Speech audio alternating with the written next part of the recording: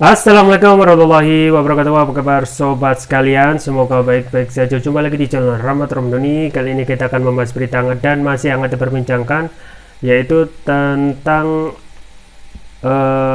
Bupati Meranti yang videonya heboh, ancam angkat senjata dan pisah dari Indonesia karena kecewa dengan pemerintahan Jokowi. Nah, ini pendapat Rocky Gerung masuk akal. Nah, ini ada satu fenomena yang sebenarnya merupakan fenomena yang sebenarnya besar ya, terkait DBH, dana bagi hasil antara pusat dengan daerah, yang terkesan tidak adil sesuai dengan yang seharusnya. Nah, pejabat itu kemungkinan yang protes ataupun marah dalam ini kemungkinan ya cuma sebagian saja, tetapi itu sebenarnya kelihatan seperti gunung es, fenomena gunung es yang tentu saja patut menjadi perhatian khusus bagi pemerintah yang mempunyai otoritas untuk melakukan penindakan seperti DBH, dana bagi hasil. Langsung saja kita baca dan kita ulas sesuai yang dilansir oleh wartaekonomi.co.id. Warta Ekonomi Jakarta, publik dihebohkan dengan video menampilkan keberanian Bupati Meranti Muhammad Adil yang tanpa rem mengkritik Kementerian Keuangan terkait dana bagi hasil DBH minyak di wilayah yang dipimpinnya. Tak tanggung-tanggung, Adil bahkan menyinggung angkat senjata, memisahkan dari Indonesia, sampai enek lihat orang Kemenkeu. Menanggapi hal ini, pengamat politik Rocky Gerung angkat suara. Rocky yang mengaku telah berkali-kali ke kawasan Riau memang mengakui potensi sumber daya alam di sana sangat potensial. Saya berkali-kali ke Riau dan memang melihat ada kemiskinan di situ, padahal di atas dan di bawahnya ada sumber uang. Jadi di atas tanah, di bawah tanah Riau itu ada kekayaan, jelas Rocky melalui kanal YouTube Rocky Gerung Official yang juga bersama Hersu Beno Arif di forum News Network FNN, dikutip Senin 12 Desember 2022. Karenanya mengenai keluhan Bupati Meranti ini, Rocky menganggap merupakan hal yang wajar, termasuk soal bersikap terkait ancaman pisah dari Indonesia. Hal itu karena menurut Rocky, Bupati tersebut sudah merasakan ketidakadilan yang didapatkan dari pemerintah pusat terkait regulasi yang ada. Masuk akal kalau Bupati itu perang dan bahkan bersifat terlalu terangan untuk mengancam bahwa sebaiknya kita pindah aja jadi provinsi kesekian dari Malaysia misalnya, jelasnya. Jadi itu hal yang masuk akal, bukan sekedar karena otonomi daerah tetapi karena fakta ketidakadilan. Surplus di Riau disedot ke pusat dan tidak kembali ke Riau, kan itu menimbulkan kemarahan. Rocky mewanti-wanti pemerintah Jokowi terkait masalah ini karena menurutnya ini persoalan serius. Menurut Rocky, yang sedang terjadi saat ini bukan kemarahan politik tetapi sudah merambah menjadi kemarahan sosial dan ekonomi, di mana jauh lebih berbahaya. Kalau kemarahan politik gampang, tak ada soal 5 tahun sekali diperbaiki. Ini kemarahan sosial dan ekonomi yang beranak pinak dan kita melihat pemerintah pusat tidak memerhatikan itu, jelas Rocky. Sebelumnya, Adil dengan penuh keberanian di hadapan Dirjen Perimbangan Keuangan Kementerian Keuangan Luki Alfirman mengeluarkan undang-undangnya tentang DBH, dana bagi hasil migas, yang ia anggap tak adil didapatkan oleh masyarakatnya. Kemarin waktu Zoom dengan Kemenkeu tidak bisa menyampaikan dengan terang, didesak, barulah menyampaikan dengan terang bahwa 100 US dollar per barel, kata Adil dalam video yang tersebar. Sampai ke Bandung saya kejar Kemenkeu, juga tidak dihadiri oleh yang kompeten. Itu yang hadiri waktu itu entah staf atau apalah. Sampai pada waktu itu saya ngomong, ini orang keuangan isinya ini iblis atau setan, tambahnya. Apa perlu Meranti angkat senjata? Tanya sebagaimana dalam video yang tersebar. Jika tidak bisa juga, kita ketemu di mahkamah. Izin Pak, saya hendak menghadap Bapak ini, saya lebih baik keluar, pungkasnya.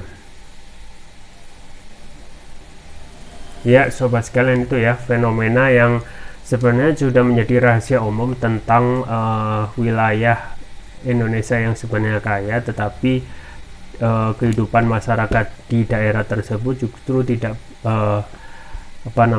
berimbang dengan kekayaan yang ada di daerah tersebut, termasuk juga Meranti ya, Pekanbaru Riau, kalau kita melihat fakta ya, fakta yang disampaikan dan fakta yang sudah ada, memang kaya akan sumber minyak ya. Ini disampaikan oleh Rocky sendiri yang juga bolak-balik di sana, dan kalau kita lihat data di internet ya, saya bisa diyakini lah kalau Meranti itu negara yang kaya akan minyak. Tetapi memang bagi hasil itu menjadi persoalan ya, menjadi persoalan.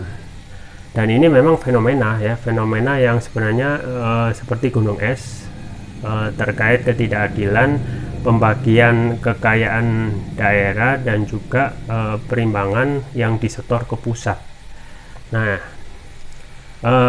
saya rasa bukan hanya Meranti saja, tetapi wilayah-wilayah yang lain yang kita ketahui, yang kita harus jujur mengakui Indonesia adalah negara kaya, tetapi mayoritas sebagian besar negara yang menghasilkan sumber daya alam yang mempunyai potensi untuk menghasilkan uang banyak itu justru kehidupan warganya itu terkesan tidak berubah dari waktu ke waktu.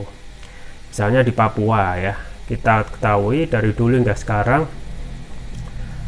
Papua adalah negara yang kaya ya akan sumber daya alam non migas, misalnya emas, tembaga ya. Kita ketahui emas yang sekarang ini dieksploitasi oleh PT Freeport di Pegunungan Grasberg itu potensinya luar biasa ya. Seharusnya dengan jumlah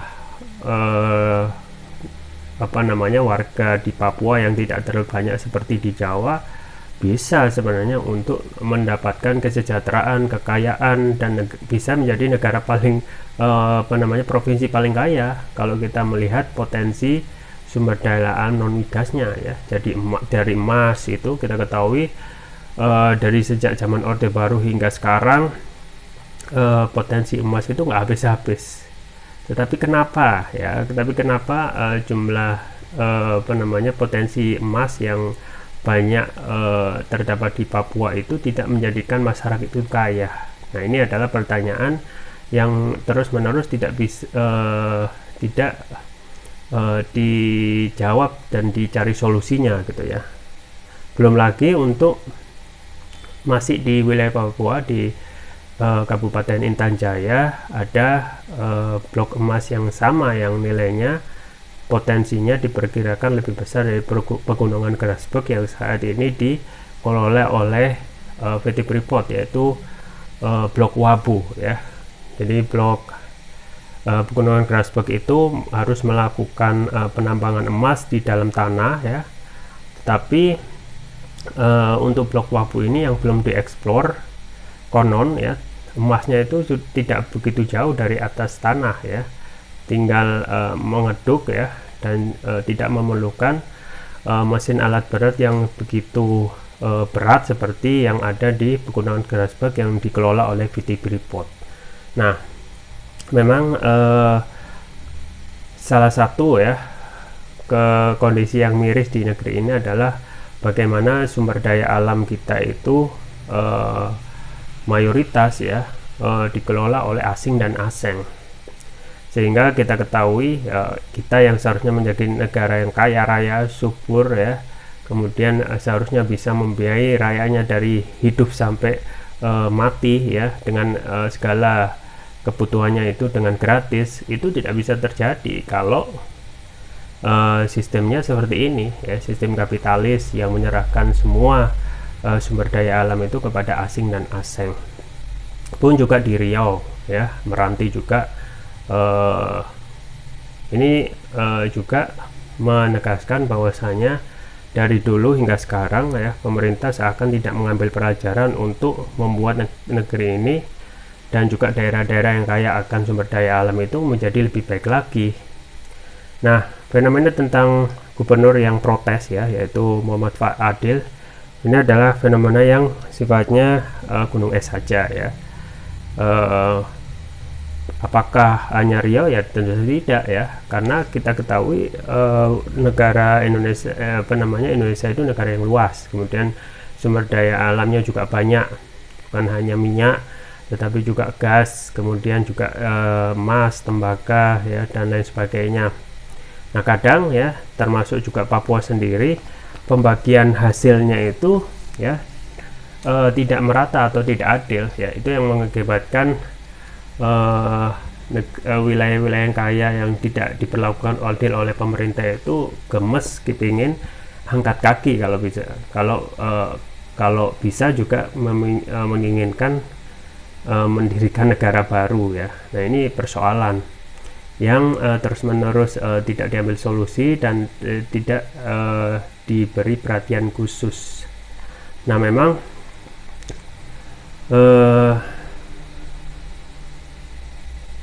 keluhan yang disampaikan oleh Bupati Meranti ini wajar ya. Nah, ini bisa saja memicu bupati-bupati yang lain untuk bertindak tegas terhadap potensi negaranya masing-masing yang kaya tetapi hanya mendapatkan sedikit penghasilan dari kekayaan alam di daerah tersebut. Nah, tetapi ingat ya, potensi apa yang dilakukan oleh Bupati Meranti misalnya, itu bukan serta-merta menjadikan bupati itu bersih misalnya, ataupun bebas dari tindak pidana misalnya memperkaya diri ya. Karena satu hal ya, fenomena di alam demokrasi ini adalah banyak juga ya pejabat itu yang setelah menjabat malah lebih kaya ya. Dan anehnya terkait dengan tindak pidana korupsi yang menjadi common sense ini terus-menerus dipelihara dan tidak mendapatkan punishment yang jera ya, tepat ya, sehingga menimbulkan efek jera. Nah, setelah kita ketahui bahwasanya korupsi ini terus subur terutama pada rezim saat ini. Nah, ini yang kadang kita sedikit miris ya, satu hal ya, bahwasanya yang seharusnya menjadi musuh bersama itu adalah suatu hal yang tampak real ya, kejahatan kriminalnya yaitu korupsi, termasuk juga para kepala daerah yang ketika menjabat dan selesai menjabat itu bukanlah tambah berkurang hartanya ataupun tetap, malah ini bertambah berkali-kali lipat ya. Bahkan ketika baru menjabat saja atau itu kenaikannya bisa berkali-kali lipat, tidak masuk akal dengan jumlah penghasilan yang ditetapkan secara secara umum dalam peraturan undang-undang. Nah, ini juga menjadi persoalan di negeri ini, bagaimana persoalan korupsi ya terkait kepala daerah itu juga terus-menerus tumbuh subur di alam sekarang, alam demokrasi.